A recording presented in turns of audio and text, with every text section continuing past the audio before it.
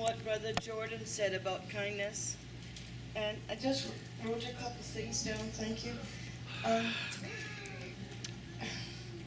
have a lot of responsibilities around me, and a very special family member that passed away. Some part of me turned into the 15-year-old girl that was in Jamaica and wanted to stay another year with my grandmother so I wouldn't have to go to a foreign country and learn a different way of doing things. And my parents were kind enough to let me stay in Jamaica for the year, and I begged her not to let me come. Please don't put me on any plane or boat or anything, for God's sake. And she says, there's one thing, I was thinking about it as we get ready to bury her tomorrow. What is one thing that I could remember that will give me comfort? That she said to me, and through a lot of tears and everything, I remember her quoting John. As a matter of fact, I just gave my son a book that my father wrote his name in, and it's a Gospel of John. But in John 15:7, I remember that year when she kept telling me, remember what the Lord said, if you remain in me and my words remain in you, ask whatever you wish and it will be given to you. She says there'll be times when you might not be able to understand everything, but ask the Lord to help you.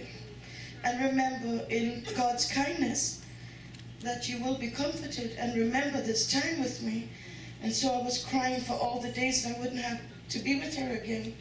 And I would like to say it is the love of Jesus and the history of his kindness towards mankind. That alone makes his time tolerable for me. And there's been many kind words and kind looks and kind phone calls that have come to me.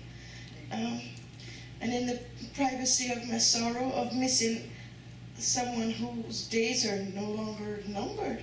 She's not here, but she is with Christ. We are not like those who are without faith, wondering, my God, that was it? I just had a short time with her.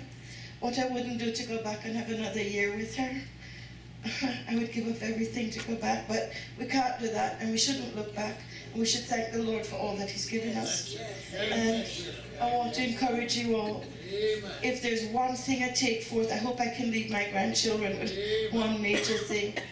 Ask, and the Lord is there to give to you. But you have to ask. Even though the Lord knows, when I first came here, I was very angry with God. I said, how could you? How could you leave me? But he didn't leave me. I turned from him.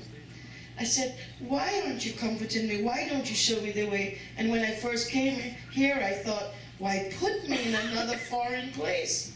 I don't understand anything around me. Why? But it was to take away my focus. I've come to find out my focus on the Holy Mother. My devotion to Mary is so precious.